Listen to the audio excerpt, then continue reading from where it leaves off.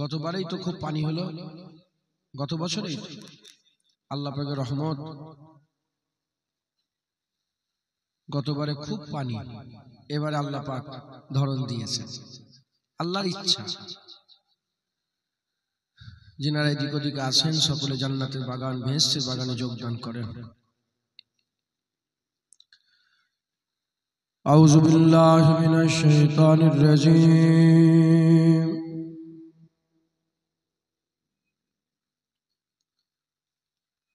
বিসমিল্লাহির রহমানির রহিম।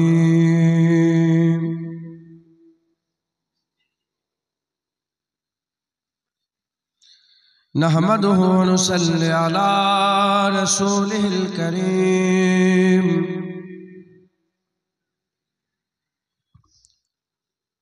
আম্মা বা'দ ফায়া আইয়ুহাল হাজিরুন রাহমানা ওয়া রাহমাকুমুল্লাহ।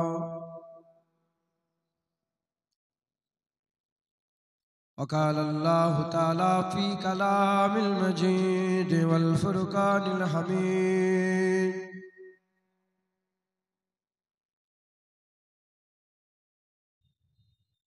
إن الله وملائكته يصلون على النبي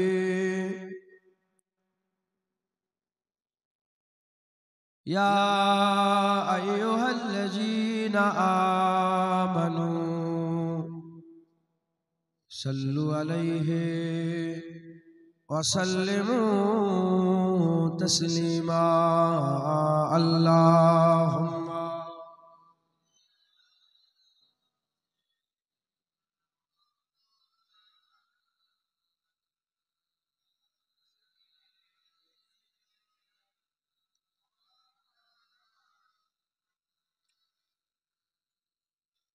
दिले बेमुद्दा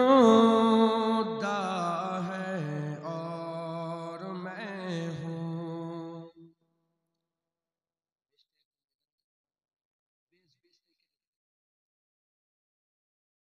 दिले बेमुद्दा है और मैं हूँ,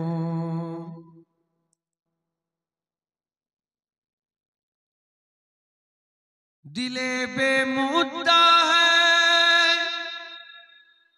और मैं हूँ,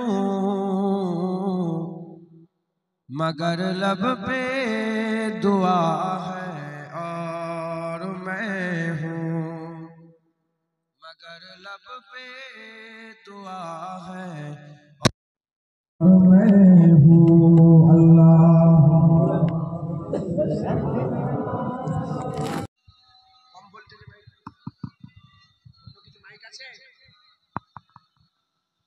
এটাই ভালো, কষ্ট হচ্ছে কেন?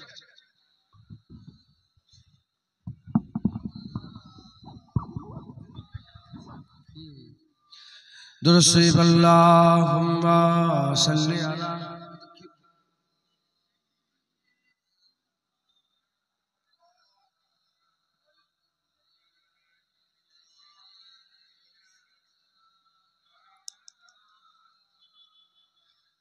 उधर दुनिया है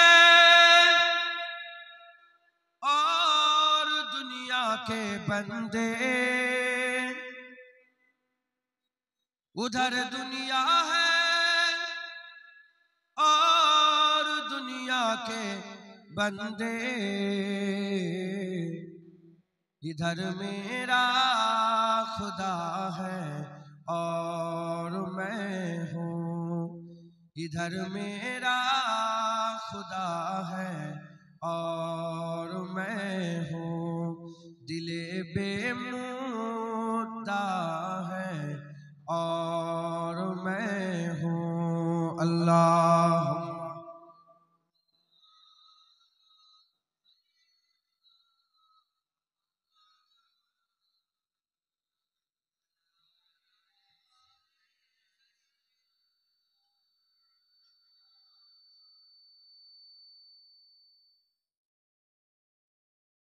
আমাদের ভিতরে আল্লাহ একটা নাফস দিয়েছে আর একটা রূহ দিয়েছে।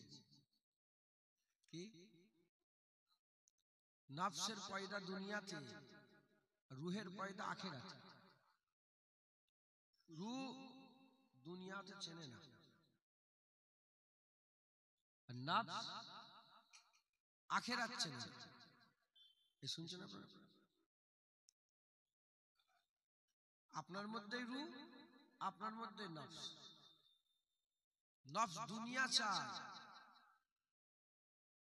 নাচতে চায়, গাইতে চায়, হই হই করতে চায়। রূহ নামাজ পড়তে চায়, আল্লাহর জন্য কাঁদতে চায়, কোরআন তেলাওয়াত করতে চায়। এখন আপনারা যারা এখানে বসেছেন, যারা দূরে দাঁড়িয়ে আছেন, প্রত্যেকের ভিতরে নফস আছে আর রূহ আছে, তাই তো? আমাদের নফসের তাকত বেশি না রুহের তাকত বেশি? হাকিকাতে রুহের তাকত বেশি, কিন্তু আমাদের হাল কি? আজকে যদি দুটো খোরাক করেন, একটা নফসের খোরাক আর একটা রুহের খোরাক, যার নফসের তাকত বেশি সে নফসের খোরাকের দিকে যাবে, আর যে রুহের তাকত বেশি সে রুহের খোরাকের দিকে আসবে। এখন সব ভাইয়ের মনের মধ্যে জিহাদ হচ্ছে যে রুহের কাছে যাব না নফসের দিকে যাব। জিহাদ করে বেশিরভাগ সব রূহ হেরে যাচ্ছে, নফস জিতে যাচ্ছে। এই জন্য জায়গা ফাঁকা হয়ে পড়ে আছে। শুনছেন আপনারা? জান্নাতের বাগান সাজাতে হয় ঠিক আছে, কিন্তু সেলফি তোলার যদি ব্যবস্থা করে দাও, ও আমার সাথেও তো সেলফি তুলবে, এত সুন্দর একটা সেলফি তুলে। কথা বুঝতে পারছেন? যাই হোক, যিনারা এদিক ওদিকে দাঁড়িয়ে আছেন, ওয়াজের মজলিসে এসে বসে যান। এলেন কেন? ওয়াজ শুনতে এসেছেন, ওয়াজের মজলিসে বসে যান। এখানে ওখানে বসে থাকেন না। হাফিজি ऐसी फलाकत के दिनों में, हफीजी ऐसी फलाकत के दिनों में, फकत शुक्र खुदा है और मैं हूँ, फकत शुक्र खुदा है और मैं हूँ, दिल बेमुद्दा है और मैं हूँ। अल्लाह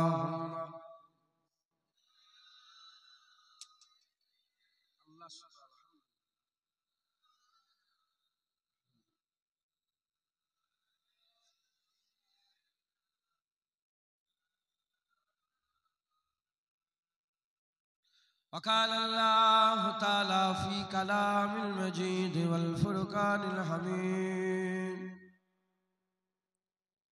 ومن يتوكل على الله فهو حسبه।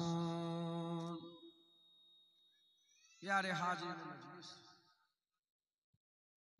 उपस्थित दीनदार इस्लाम दरदी আমার মুরব্বী বাপজান চাচাজান গণেরা,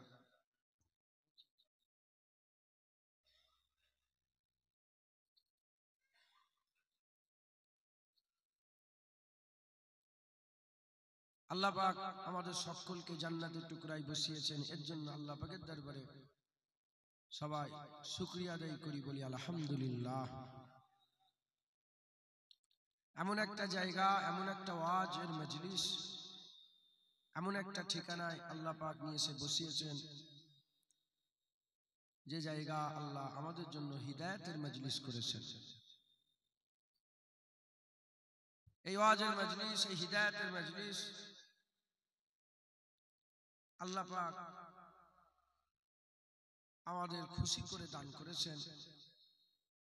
হুজুর পাকের ওসিলায় আল্লাহ আমাদের বেশি দূরে যেতে হয় না, আমাদের ঘরগুলোকে জান্নাতের টুকরা করে দিয়েছে।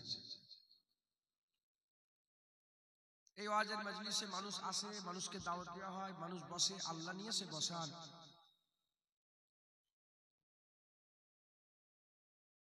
যাতে করে বান্দারা আল্লাহ নৈকট্য লাভ করতে পারে, রাজাই লাভ করতে পারে, আল্লাহ হাসিল করতে পারে। এজন্য আমার আল্লাহ পাক আমাদের ওয়াজের মজলিসে নিয়ে এসে জড়া করেছেন খবর দেওয়ার জন্য। কি দেওয়ার জন্য বলেন? খবর দেওয়ার জন্য আল্লাহ ওয়াজের মজলিসে নিয়ে এসে জড়া করেছেন।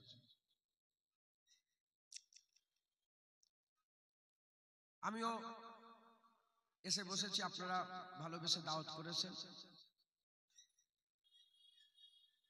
আমিও আপনাদের কয়েকটা কথা আমি আপনাদের জানিয়ে দেবো, শুনিয়ে দেবো। আপনারা সব শুনবেন, শিখবেন, সাথে করে নিয়ে যাবেন, বলেন ইনশাআল্লাহ। আমার মুফতি আজম হুজুর বলতেন, শোনার পালা শেষ হয়ে গেছে, এবার আমলের পালা, এবার কাজের পালা। শোনা হয়ে গেছে, এবার আমল করতে। সবাইকে আমলের দিকে আসতে হবে, বলেন ইনশাআল্লাহ। ধরেন একটা বড় পাথর উপর থেকে পড়ছে, পাথর উপর থেকে পড়ছে, আর নিচে সব লোকজন আছে। কোনটা ভালো? খবর না দেওয়া ভালো না খবর দেওয়া ভালো?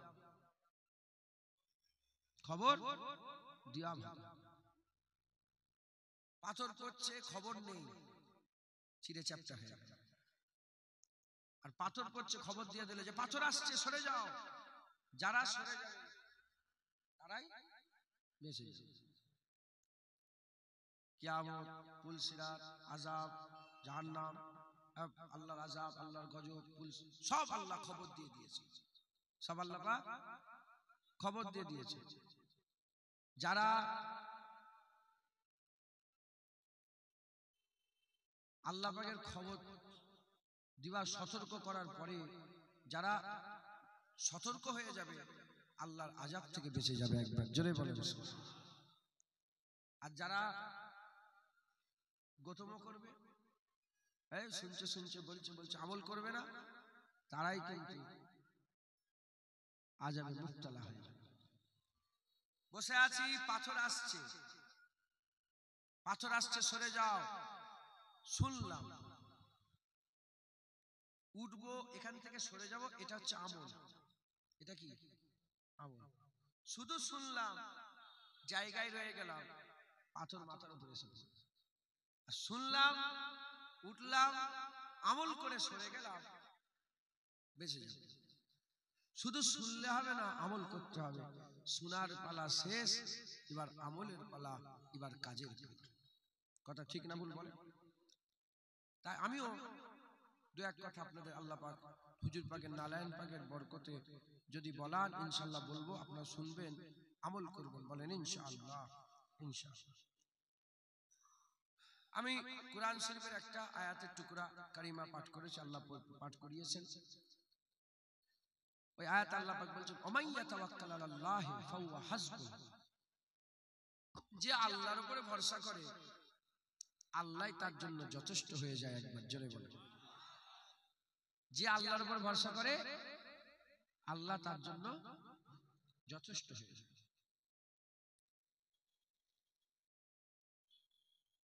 তাওয়াক্কুল, আল্লাহর উপরে ভরসা করা। এই ভরসা তিন ভাগে বিভক্ত। ক ভাগে? তিন ভাগে। এক নম্বর হচ্ছে আল্লাহর বিধানের উপরে রাজি হয়ে যাওয়া। যা যা বিধান দিয়েছে, 5 ওয়াক্ত নামাজ দিয়েছে, 1 মাস রোজা দিয়েছে, হক, যে যে বিধান আল্লাহ দিয়েছেন, সেই বিধানের উপরে রাজি হয়ে যাওয়া। দ্বিতীয় নম্বর, সমস্ত দুনিয়া ছেড়ে দিয়ে আল্লাহর দরবারে মিসকিন হয়ে যাওয়া। সমস্ত দুনিয়া ছেড়ে দিয়ে আল্লাহর দরবারে মিসকিন হয়ে যাওয়া।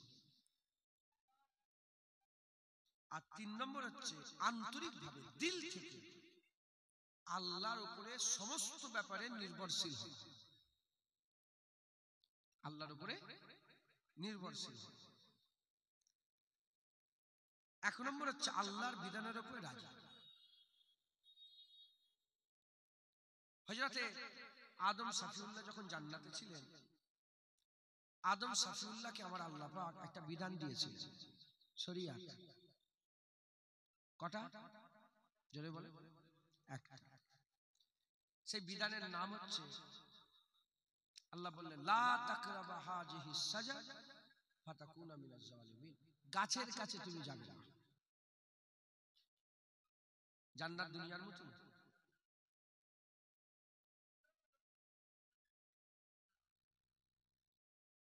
কথা বলতে মানা করেন তো, ঠিক মজা লাগছে না? একটু জলসা করে এলাম, কি মজা, আল্লাহর কসম খুব মজা লেগেছে। রহমত হচ্ছে না জানো কেন এরকম হচ্ছে কি জানি।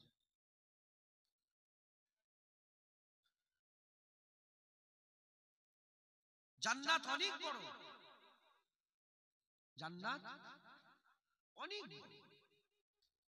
গাছ কটা? একটা। আল্লাহ বলেন গাছের কাছে যান। আদম সাফিউল্লাহ গাছের কাছে গেলেন, ফল খেলেন। আল্লাহর বিধানটাকে, আল্লাহ যে বললেন যে ওটাকে ফল খেয়ে ফেলবে, কেন খেয়েছে পরের কথা, অনেক ডিটেলসে কথা আছে, খেয়ে ফেলবে। তাহলে শরিয়াত অমান্য হয়ে গেল। আল্লাহ জিজ্ঞাসা করলেন কি ব্যাপার, ফল খেলে কেন? আদম আলাইহিস সালাম মাথায় হাত করে বললেন আল্লাহ ভুল হয়ে গেছে। কোন উত্তর দেয় না, ভুল হয়ে গেছে। আমার আল্লাহ পাক আদম আলাইহিস সালামকে মাফ করে দিলেন। কথা শেষ। আদম আলাইহিস সালামের জন্য যেমন একটা বিধান ছিল গাছের কাছে যাবে না, আমাদের জন্য বিধান হচ্ছে হারাম খাবে না, মদ খাবে না, গাঁজা খাবে না, সুদ কারবার করবে না, এই লোন নেবে না, এই লটারি টিকিট কাটবে না, এই বাপ মায়ের সাথে খারাপ ব্যবহার করবে না। এরকম হাজার বিধান আল্লাহ পাক আমাদের দিয়েছেন। এই যে বিধানগুলো আল্লাহ পাক দিয়েছেন, এই বিধানের উপরে আমাদের সন্তুষ্ট থাকবে যে আল্লাহ যা দিয়েছেন আলহামদুলিল্লাহ, আলহামদুলিল্লাহ। এত নামাজ কি করে পড়বো, এত রোজা, বিরক্তি ভাব না। আল্লাহ যা দিয়েছেন বিধানের উপরে সন্তুষ্ট থাকবে। তাওয়াক্কুলের অর্থ মানে আল্লাহর উপর ভরসা করার মানে আল্লাহর সমস্ত দুনিয়া ছেড়ে দিয়ে আল্লাহর দরবারে মিসকিন হয়ে যায়। যা চাওয়া পাওয়া সব আল্লাহর কাছে। কার কাছে? আল্লাহর কাছে। আর তৃতীয় নম্বর হচ্ছে আন্তরিকভাবে আল্লাহর উপরে নির্ভরশীল থাকা, দিল থেকে, যে হ্যাঁ বলেছি যখন আল্লাহ করে দেবে। বাপের শরীর খারাপ, দোয়া চেয়েছে আল্লাহ ভালো করে দেবে, একদম দিল থেকে আল্লাহর উপর নির্ভর করা, আল্লাহর উপরে তাওয়াক্কুল করা, নির্ভরশীল হওয়া। একবার জোরে বলেন সুবহানাল্লাহ।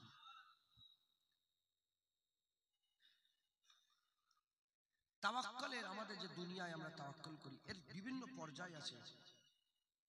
এক নম্বর হচ্ছে মখলুকের উপর আমরা ভরসা করি। তাওয়াক্কুলের অনেক কটা পর্যায় আছে, তার মধ্যে এক নম্বর পর্যায় হচ্ছে মখলুকের উপরে ভরসা করা। কার উপরে? মখলুকের উপরে। দ্বিতীয় নম্বর হচ্ছে মাল ধন দৌলতের উপরে ভরসা করা। তৃতীয় নম্বর হচ্ছে নিজের শক্তির উপরে ভরসা করা। আর 4 নম্বর হচ্ছে আল্লাহর উপরে ভরসা করা। কটা হলো? 4। 1 নম্বর মখলুকের উপরে ভরসা করা। আমরা মখলুকের উপরে ভরসা করি। আমার বাপ যতদিন আছে আমার আর চিন্তা নেই, আমার ছেলে জোয়ান হয়ে চাকরি পেয়ে গেছে আমার আর চিন্তা নেই। এ কার উপরে ভরসা হলো? মখলুকের উপরে। আমার জমিটা যতদিন আছে আমার আর চিন্তা নেই, ও জমি থেকে আমি চাষবাস করে খেয়ে নিই। কার উপরে ভরসা? মালের উপরে, ধন দৌলত। আমার ব্যাংকে যে 2 কোটি টাকা পড়ে আছে আর আমার টেনশন নেই, পয়সার উপরে ভরসা করে। আবার কিছু পর্যায়ে কিছু লোক আছে তারা বলে আমার হাত পা যতক্ষণ সালামত আছে আমি ভ্যান চালিয়ে খেয়ে নেবো, মুটেগুড়ি করে খেয়ে নেবো। এটা কার উপরে ভরসা করা? নিজের শক্তির উপরে ভরসা করা। আর 4 নম্বর আল্লাহর উপরে ভরসা করা। মোমেনরা না মখলুকের উপরে, না ধন দৌলতের উপরে, না নিজের শক্তির উপরে, মোমেনরা আল্লাহর উপরে ভরসা করে। কার উপরে ভরসা করে? আল্লাহ।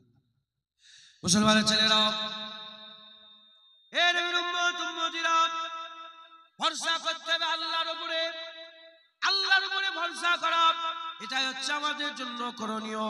আল্লাহর উপরে ভরসা করা, এটা হচ্ছে আমাদের জন্য ভালো। আল্লাহর উপরে ভরসা করা, এটাই আমাদের জন্য উপকার। আল্লাহর উপরে ভরসা করতে হবে।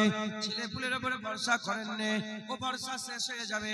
যখন ছেলে পুলে চলে যাবে, যখন বাপ মা চলে যাবে, যখন ছেলে পুলে চলে যাবে, বাপ মা চলে যাবে, ভরসাও শেষ হয়ে যাবে, ভরসাও শেষ হয়ে যাবে।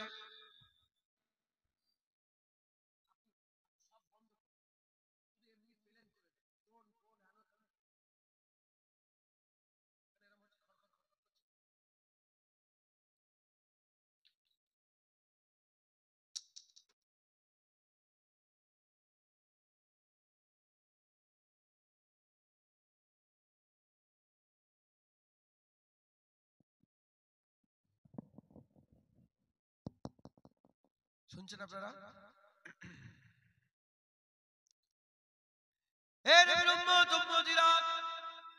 আল্লাহর উপরে ভরসা করতে হবে।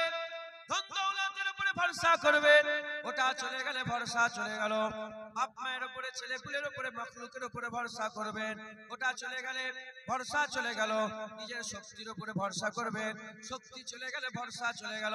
জেনে রেখে দেবেন, কুল্লু মান আলাইহা ফান ওয়া ইয়াবকা ওয়াজহু রাব্বিকা যুল জালালি ওয়াল ইকরাম। সব ফানা হয়ে যাবে, একমাত্র আল্লাহর জাত বাঁকা থাকবে। বাপের উপরে ভরসা করবে, বাপ তো ফানা হয়ে যাবে। মায়ের উপরে ভরসা করবে, মা তো ফানা হয়ে যাবে। ছেলে পুলের উপর ভরসা করবে, ছেলে পুলে তো ফানা হয়ে যাবে। তোমার ওয়ার্কারের উপরে ভরসা করবে, ও তো ফানা হয়ে যাবে। তুমি ধন দৌলতের উপরে ভরসা করবে, ধন দৌলত তো ফানা হয়ে যাবে। আপনি এরকম ভাবে নিজের শক্তির উপরে ভরসা করবেন, শক্তিও তো চলে যাবে। পায়ে যদি খুরা হয়ে যাও, হাত যদি কেটে বাদ হয়ে যায়, চোখে যদি কানা হয়ে যাও, কালা যদি হয়ে যাও, তাহলে কি করে তুমি আল্লাহ পাকের দরবারে কি করে তুমি জীবন যাপন করবে? না না না, মুমিন যে হবে, না ধন দৌলতের উপরে, না মাখলুকের উপরে, না শক্তির উপরে। মুসলিম মুমিন মুসলমান কোনদিন কারো উপরে নয়, একমাত্র আল্লাহর উপরে ভরসা করে। কার উপরে ভরসা? আল্লাহর উপরে ভরসা। খুব সংক্ষেপের উপর সংক্ষেপ করে মেন কথা দু একটা বলে দিয়ে যাচ্ছি, শুনেন, আমল করবেন, বলেন ইনশাআল্লাহ। তাহলে ভরসা করতে হবে কার উপরে?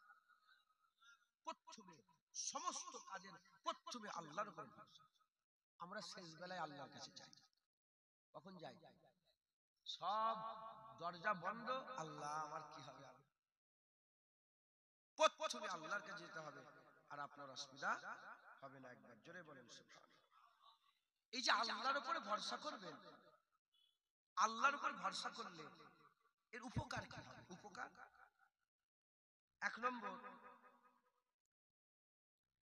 উপকার হচ্ছে, আপনি বিপদে আপদে মুসিবতে যেখানেই যাবেন, ধরেন কোন একটা বিরাট জঙ্গলের মাঝখানে, জঙ্গলের মাঝখানে আপনি বিপদে পড়ে গেলেন, ওখানে মখলুক পাবেন, বাঘ সামনে চলে এসেছে, মখলুক পাবেন, আপনি ওখানে ধন দৌলত কাজে আসবে। বাঘ কি চেনে বিল ক্লিনটন কে? আরে কথা বলবে, বাঘ চেনে যে ললিত মোদি না কি সব এসব আছে না, বড় বড় সব বড় লোক, টাকাওয়ালা অর্থওয়ালা লোক সব আছে না, ওকে চেনে? ধন দৌলত কাজে আসবে না। ওদের নাম লিয়াটাই নাউজুবিল্লাহ ভুল হয়ে গেল, নবিয়ানা স্টেজ বুঝাবার জন্য শুরু করলাম না। ওখানে নিজের বাপ মা কাজে আসবে না, ধন দৌলত কাজে আসবে, বাঘের সাথে মারামারি করে জিততে পারবে না, শক্তি কাজে আসবে না, শক্তি কাজে আসবে। কে আছে ওখানে? আল্লাহর উপরে ভরসা করলে আল্লাহ ওখানে কাজে আসবে। একবার জোরে বলেন মুসলমানের ছেলেরা, এর উম্মত উম্মতিরা খুব খেয়াল করে শুনে রেখে যান। উদাহরণস্বরূপ বলে দিয়ে যায়, সুফি আব্দুল মোমেন সাহেব বলে একজন আল্লাহর ওলি ছিলেন। মুজাদ্দেদ জামান দাদা হুজুর পীর কেবলা একজন খাস খলিফা ছিলেন। তিনি কিছু কম বেশি 25 বছর ধরে মাজার জিয়ারত করেছেন। তিনি বলেন, একদিন আমি সাপুরালির জঙ্গলে ঘুরে ঘুরে বেড়াচ্ছিলাম, হঠাৎ করে দেখি সামনে বড় একটা বাঘ সামনে এসে হাজির হয়ে গেছে। যখনই বাঘ সামনে দেখেছে, আমি কি করলাম বাঘকে বললাম, এ বাঘ তুমি আল্লাহর বান্দা, আমি আল্লাহর বান্দা, তুমি নবীর উম্মত, আমি নবীর উম্মত, তুমি নবীর উম্মত, আমি নবীর উম্মত। তবে আমি ফুরফুরা শ্রী মুজাদ্দেদ জামান দাদা পীরের মোড়ে প্রথমে আল্লাহর কথা, তারপরে নবীর কথা, তারপরে পীরের কথা বলা সঙ্গে সঙ্গে সুফি আব্দুল মুমিন নিজে বলতে আরম্ভ করেছে, আমি দেখলাম পুষা বিড়ালের মতন সারা রাত আমার গায়ে গা ঠাকিয়ে বাঘটা শুয়ে আছে।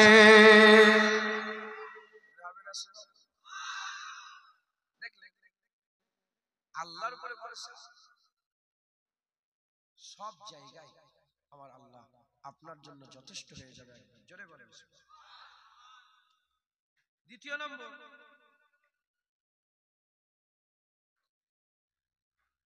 সব সময় বিপদে আপদে মুসিবতে সব জায়গায় আল্লাহ পেয়ে যাবেন। আর আল্লাহ পাক সব জায়গায় আছেন, কথা ঠিক না ভুল বলেন? আল্লাহ পাক সব জায়গাতে আছেন। এমন কোন জায়গা কোথায় লুকোবে, কোন গর্তে যাবে, কোন পাহাড়ে, কোন চূড়ায়, কোন জঙ্গলে, যেখানেই যাবে আমার আল্লাহ আমাদের সাথে আছে। জোরে বলেন। এটা তো গেল দুনিয়া, কবরেও আল্লাহ, পুলসিরাতেও আল্লাহ, এপারেও আল্লাহ, ওপারেও আল্লাহ, বিচারও আল্লাহই করবেন একবার। জোরে বলেন। আল্লাহ পাকের উপরে আমাদের সকলকে সবসময় ভরসা রাখতে হবে। জোরে বলেন। বলেন ইনশাআল্লাহ। আচ্ছা, এই যে বললাম, এই যে আল্লাহর উপরে ভরসা, এই আল্লাহর উপরে ভরসা যে সে করতে পারবে।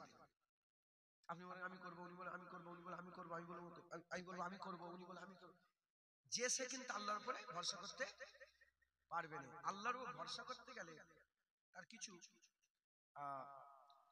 কোয়ালিটি থাকা দরকার। কি থাকা দরকার বলে? কোয়ালিটি। এক নম্বর হচ্ছে পরিপূর্ণ ঈমানের অধিকারী হতে হবে। পরিপূর্ণ ঈমানের অধিকারী হইতে হবে। দ্বিতীয় নম্বর হচ্ছে ধৈর্য, খুব সবর করনেওয়ালা হতে হবে। আর অল্পে সন্তুষ্ট থাকা হতে হবে। এক নম্বর পরিপূর্ণ ঈমানের অধিকারী হতে হবে। দ্বিতীয় নম্বর ধৈর্য, অল্পতে সন্তুষ্ট হতে হবে। বেশি বেশি চাই, বেশি বেশি চাই, তাহলে তুমি আল্লাহর উপর ভরসা করতে পারবে না। না সবর, সবর নেই, যে কোনো জিনিসে তাড়াহুড়ো তাড়াহুড়ো তাড়াহুড়ো, হ্যাঁ এক্ষুনি চাই এক্ষুনি চাই এক্ষুনি চাই, আল্লাহর উপর ভরসা করতে পারবে না। তৃতীয় নম্বর অন্তরে কোনো লোভ লালসা থাকলে হবে। কি? লোভ লালসা মুক্ত দিল হতে হবে। লোভ থাকলে আল্লাহর উপরে ভরসা করতে পারবে না। লোভ থাকলে আল্লাহর উপরে ভরসা করতে পারবে না। এই শুনছেন আপনারা? পরিপূর্ণ ঈমানের অধিকারী হতে হবে, ধৈর্যশীল হতে হবে, অল্পতে সন্তুষ্ট হতে হবে, আর লোভ লালসা থাকলে। মুসলমানের ছেলেরা, এই নবীর উম্মত উম্মতিরা, কিতাব আলাপ উদাহরণস্বরূপ বলেছে হযরত ঈসা রুহুল্লাহ হুজুরাবাদ 1 তারিখে সফরে বেরোবার ইরাদা করলেন। হযরত ঈসা রুহুল্লাহ সফরে বেরোবার ইরাদা করলেন। ওই সময়তে এক ইহুদি বলে, হুজুর আমি আপনার সঙ্গে সফরে যাব। এক ইহুদি বলতে আরম্ভ করেছে, হুজুর আমি আপনার সঙ্গে সফরে বেরোতে চাই। হযরত ঈসা রুহুল্লাহ বললেন, ঠিক আছে আমার সঙ্গে চলো, আমার সঙ্গে চলো। হুজুর আমার সফর করলেন জঙ্গলের ভিতর দিয়ে, জঙ্গলের ভিতর দিয়ে সফর করতে আরম্ভ করে দিলেন। যেতে যেতে যেতে যেতে গভীর জঙ্গলের ভিতরে হুজুর আমার কি করলেন, হুজুর আমার বললেন এখানটা একটু বসি, একটু আরাম করে, একটু পাড়াও করলেন, এক জায়গায় বসলেন। বসার পরেতে হযরত ঈসা রুহুল্লাহ বললেন ঝুলাটা দাও। ঝুলাটা যখনই দিলেন, দেওয়ার সাথে সাথে ঝুলা থেকে 3টে রুটি বের করলেন। 3টে রুটি বের করে একটা নিজে খেলেন, আর একটা ইহুদিকে দিলেন। আর একটা রুটি ইহুদিকে বললেন তুমি রেখে দাও, তুমি রেখে দাও। ওই সময় ইহুদি ওই রুটিগুলো নিল, ওই রুটিটাকে নিয়ে রেখে দিল। একটা হুজুর খেলেন আর একটা ইহুদি খেলেন। আর খাওয়ার পরেতে ওই জায়গা থেকে আবার সফর শুরু হয়ে গেল। হযরত ঈসা রুহুল্লাহ আবার সফর শুরু করে দিলেন। যেতে যেতে যেতে যেতে কিছুটা দূরে গেলেন।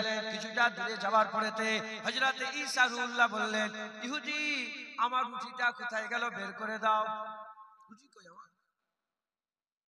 ইহুদি কামেল ইমানদারও ছিল না, আর অল্প সন্তুষ্ট ছিল না, আর দিলে লোভ ছিল। কি ছিল? লোভ ছিল। সে আল্লাহর উপরে ভরসা করলো নি, সে রুটির উপরে ভরসা করলো। মনে মনে চিন্তা করলো রুটিটা একটা, রুটি কটা? একটা। যদি রুটিটা দিয়ে দিই তাহলে আমি খাবো কি? তাহলে এ রুটির উপরে ভরসা করলো, আর ঈসা রুহুল্লাহ আল্লাহর উপরে ভরসা। একবার জোরে বলে। ইহুদি বলে রুটি তো আমি জানি না, রুটি কই, আমি কোথায় রুটি দিলাম? রুটি আমার খবর আমি বলতে পারবো? হুজুর কিচ্ছু বলে। এমন অবস্থাতে হযরত ঈসা রুহুল্লাহ দেখে একটা হরিণ দুটো শাবককে নিয়ে, দুটো বাচ্চাকে নিয়ে আর হেঁটে হেঁটে যাচ্ছে। হযরত ঈসা রুহুল্লাহ ওই হরিণের বাচ্চাগুলোকে ডাকলেন। ডাকার সাথে সাথে ওই হরিণের বাচ্চা ঈসা রুহুল্লাহ হুজুরের কদমের কাছে চলে এলো। কদমের কাছে যাওয়ার সাথে সাথে হযরত ঈসা রুহুল্লাহ দোয়া চাইলেন। আল্লাহর কুদরতে জবাই হয়ে গেল, আল্লাহর কুদরতে হরিণটাকে ছাড়ানো হয়ে গেল, আল্লাহর কুদরতে ভুনা হয়ে গেল। হুজুর আমার ওই হরিণের গোশতটা খেলেন। হরিণের গোশত খাওয়ার পরেতে ওই হাড়গুলোকে জড়া করলেন। জড়া করে দিয়ে আল্লাহর উপরে ভরসা করে আল্লাহ দেবে দোয়া চাইলেন।